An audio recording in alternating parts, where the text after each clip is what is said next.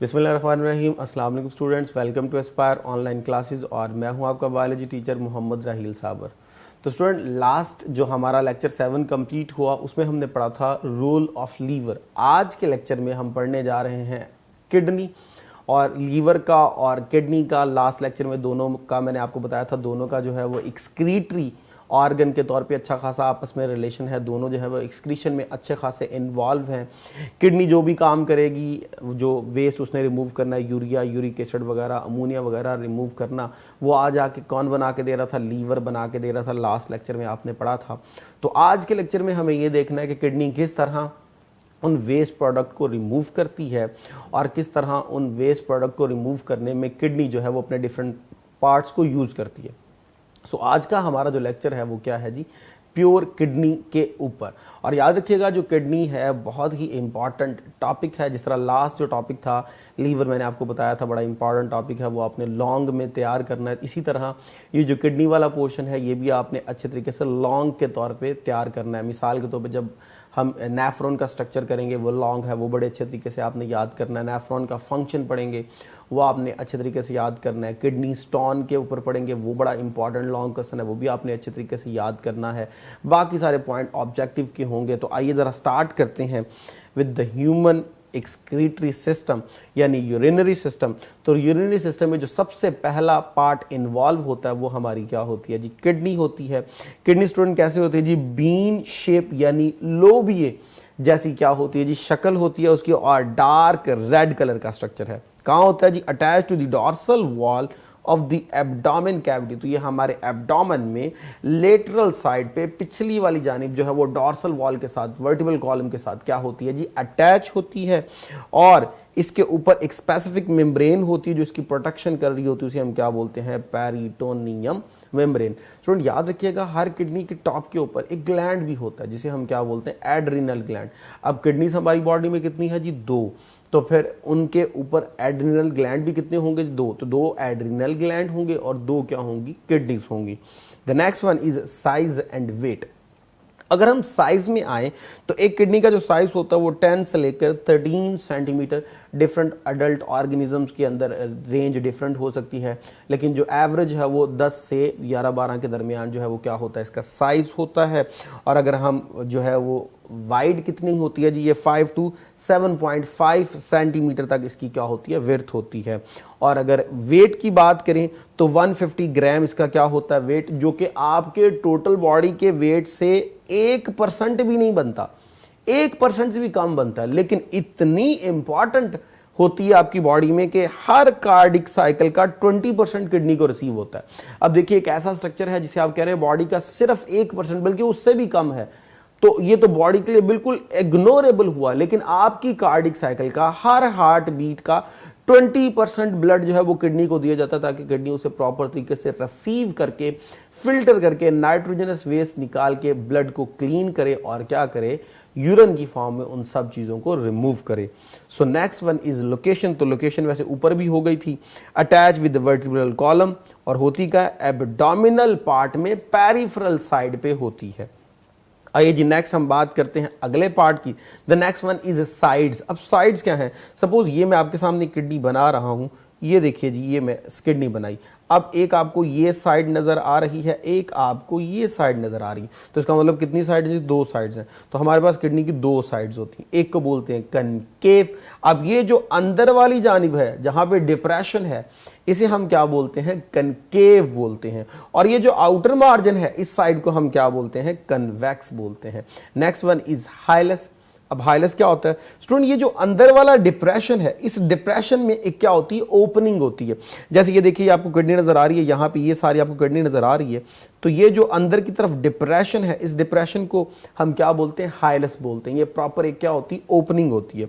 और इस ओपनिंग में क्या होता है? रिनल आर्टरीज और रिनल वेन्स वगैरह जो है वो होती हैं। ये देखिए, ये जो ऊपर से नीचे आपको आ रही है, तो ये यहाँ पे एक ब्रांच दे रही है। ये जो ब्रांच किडनी में जा रही है, जो एओर्टा से निकली, उसे बोलते हैं renal artery.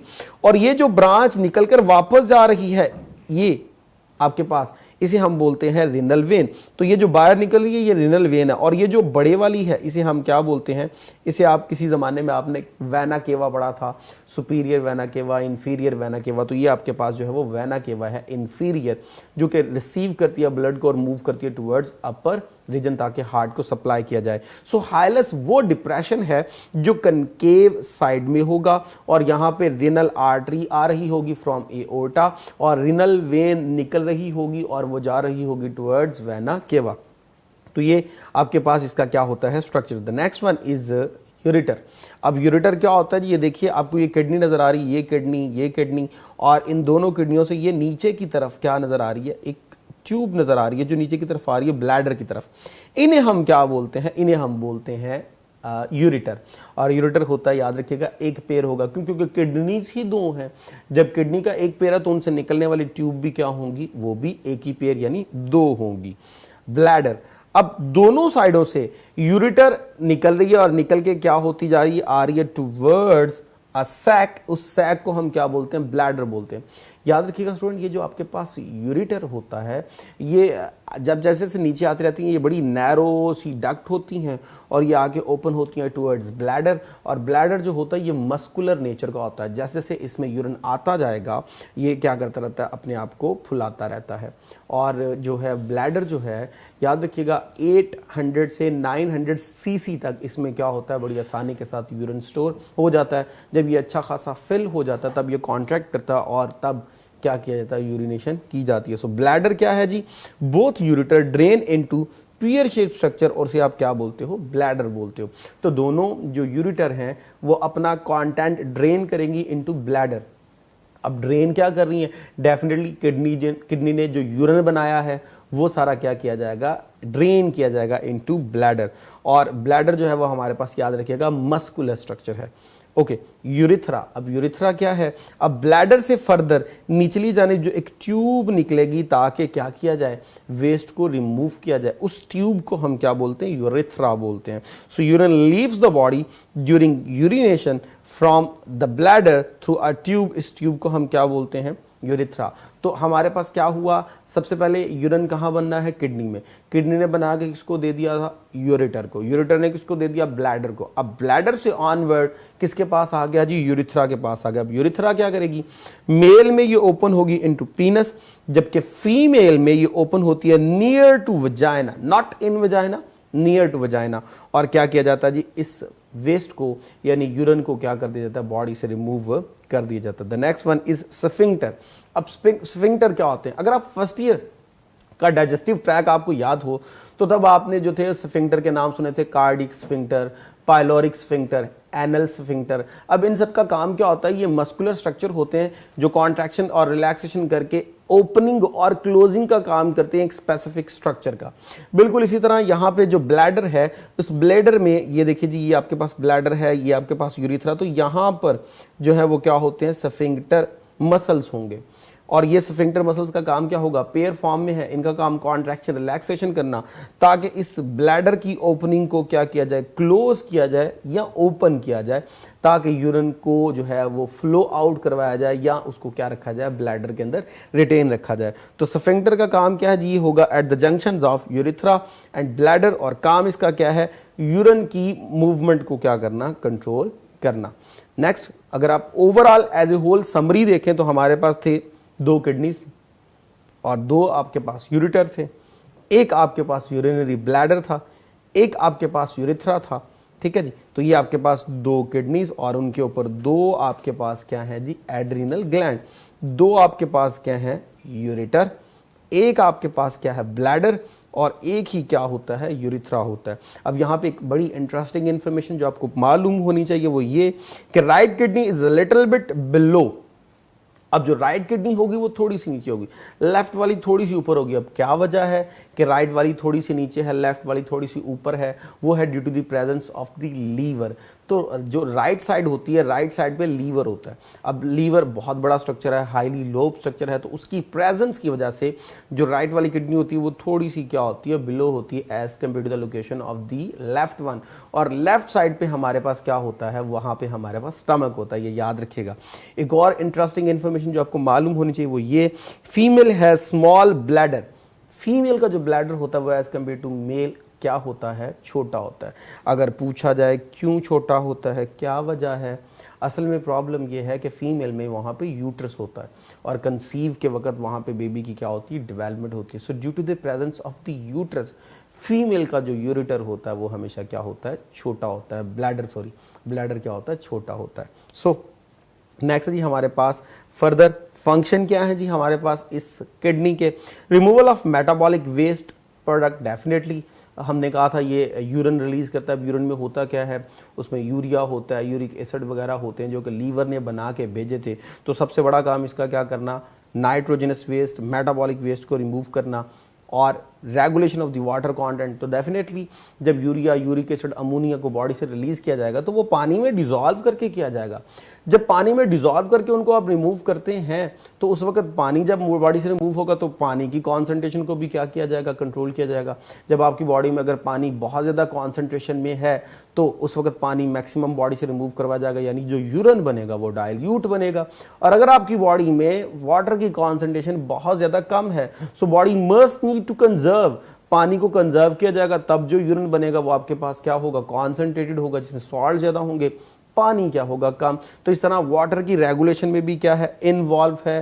Regulation of the pH of the body fluid, तो बॉडी के फ्लूइड की पीएच को मेंटेन करना by controlling the ions, hydrogen वगैरह, हाइड्रोक्साइड आयन वगैरह और डिफरेंट आयोन्स की कॉन्सेंट्रेशन को बैलेंस करके ये पीएच को क्या कर रही होती है, मेंटेन कर रही होती है। Regulation of the chemical composition of the body fluid, तो डेफिनेटली डिफरेंट केमिकल्स को आप देखेंगे, जब हम नेफ्रॉन का फंक्शन देखेंगे तो वहाँ पे हम देखेंगे कि आयोन्स वगैरह को रीअब्जॉर्ब करवाया जाता है, रिलीज करवाया जाता है, सोडियम, पोटाशियम, और वहाँ पे इसके अलावा जो है वो ग्लूकोज वगैरह, अमीनो एसिड वगैरह और डिफरेंट फैट्स वगैरह वहाँ पे उनको क्या करवाया जाता है, रीअब्जॉर्ब करवाया जाता है। ब्लड की जो है वो कॉम्पोजिशन को मेंटेन रखा जाता है।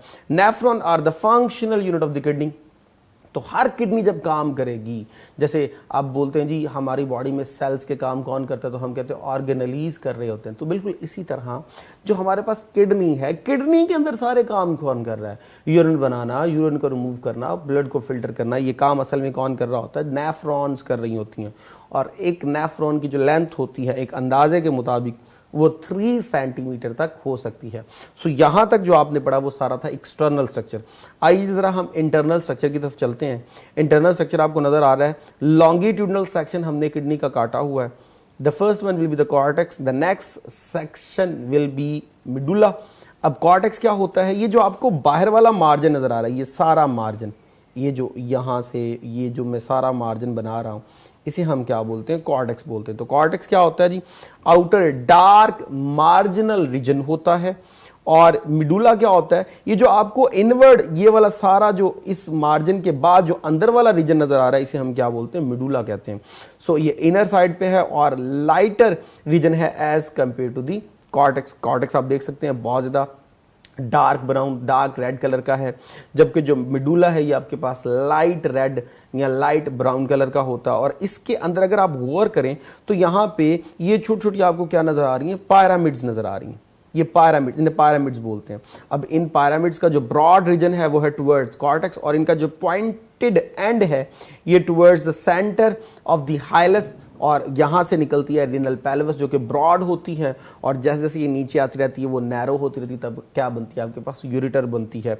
और अगर आप गौर करें तो ये जो अंदर रिनल आर्टरीज आ रही हैं ये डिवाइड हो रही हैं, और डिवाइड होकर जो ब्रांचेस देंगी, जो ब्लड वेजल्स बनाएंगी, वो आ जाके इन्हीं पायरामिड्स के अंदर होंगी। तो असल में पायरामिड्स में क्या होती हैं, पायरामिड्स में ब्लड वेजल्स की अरेंजमेंट होती है। और याद रखिएगा स्टूडेंट, एक जो है वो किडनी, उसके अंदर जो है वो 12 से 15 की रेंज में क्या होती हैं, पायरामिड्स होती हैं। So it contain many cone like structure called pyramids. Nephron, nephron क्या जी, functional unit of the kidney. अब ये जो हमारे पास किडनी है इसके अंदर जो मेन रोल कर रहा है वो कौन कर रहा है, नेफ्रॉन। अब जो पोर्शन शुरू हुआ है वो बड़ा इंपॉर्टेंट है, ख्याल से सुनिएगा। हम बात करने जा रहे हैं जी स्ट्रक्चर ऑफ नेफ्रॉन की। तो नेफ्रॉन हमारे पास क्या है जी, functional unit of the kidney. 1 million in each kidney, अगर एक किडनी में अंदाजा लगाया जाए तो 1 मिलियन यानी 10 लाख तक क्या होती है जी, नेफ्रॉन्स की तादाद होती है। टाइप्स ऑफ नेफ्रॉन, तो स्टूडेंट हमारे पास 2 तरह की nephron, number 1 cortical nephron, the next one is juxta medullary nephron. अब कॉर्टिकल नेफ्रॉन क्या होती हैं? In the border of the cortex, वो नेफ्रॉन जो कॉर्टेक्स के बिल्कुल क्या होंगी, बॉर्डर पे होंगी या बिल्कुल कॉर्टेक्स के अंदर होंगी, उन्हें हम क्या बोलते हैं? उन्हें हम बोलते हैं cortical nephron with short loop of Henle. और इनका लूप ऑफ हैनले भी क्या होता है? वो जो नेफ्रॉन का यू शेप स्ट्रक्चर होता है वो छोटा होगा। जक्स्टा मेडुलरी नेफ्रॉन ये कहाँ होंगी? At the border of cortex and medulla. Mean cortex खत्म हो रहा है, मिडुला शुरू हो रहा है, वहां जो स्ट्रक्चर होंगे नेफ्रॉन के, उन नेफ्रॉन्स को हम क्या बोलते हैं? जक्स्टा मेडुलरी कहते हैं। और याद रखिएगा with long loop of Henle. तो पहला फर्क इनका किसका हुआ? इनका हुआ जी लोकेशन का। और जो दूसरा डिफरेंस है वो हमारे पास किसका है? इनके लूप ऑफ हैनले का।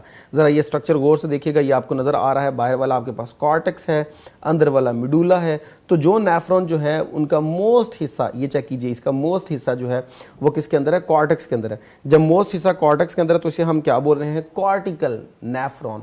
और इनका लूप ऑफ हैनले चेक कर लीजिए, बहुत छोटा सा है, छोटा सा। जबकि वो नेफ्रॉन जो कि डीप जा रही हैं मिडुला के अंदर, उन्हें हम बोलते हैं जक्स्टा मेडुलरी। और ये मोस्टली कहाँ होती हैं जी? जहाँ पे कॉर्टेक्स का रीजन खत्म हो रहा है, मेडुला का शुरू हो रहा है। यानी इनका जो लूप ऑफ हैनले होगा वो डीप जाएगा और अच्छा खासा साइज में होगा।